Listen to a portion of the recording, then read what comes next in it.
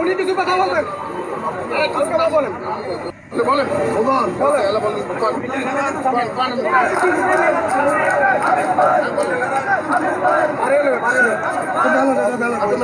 প্রয়োজনে শহীদ রাষ্ট্রপতি জিয়াউর রহমান 1979 সালে বাংলাদেশের রাজনীতির সার্বিক উন্নয়নের জন্য ওনার ঘোষণা ছিল বাংলাদেশের রাজনীতিকে শক্ত করে রাজনীতিকে মানুষের মাঝে ছড়িয়ে দেবেন, প্রান্তিক পর্যায়ে মানুষের মাঝে রাজনীতিকে নিয়ে দেবেন। উনি প্রতিষ্ঠার মাধ্যমে বাংলাদেশের রাজনীতিকে একটা অন্যতম দিয়ে গেছে। আজকে এই বিএনপির প্রতিষ্ঠা লগ্নে বিএনপির এই শুভ জন্মদিনে আমরা বিএনপির পক্ষ থেকে সকল শ্রেণীর মানুষকে অভিনন্দন ও মোবারকবাদ জানাই। ধন্যবাদ। একটা প্রশ্ন,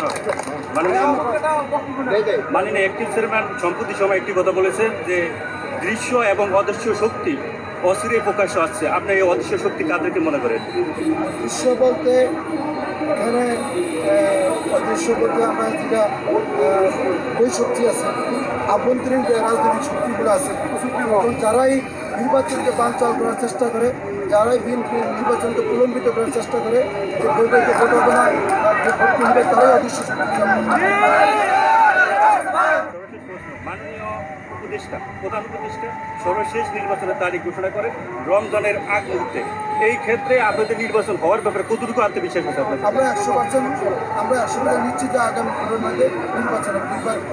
প্রধান উপদেষ্টার ঘোষণা হলে আগামী ফেব্রুয়ারির প্রথমার্ধে নির্বাচনে আমরা বিশ্বাস করি।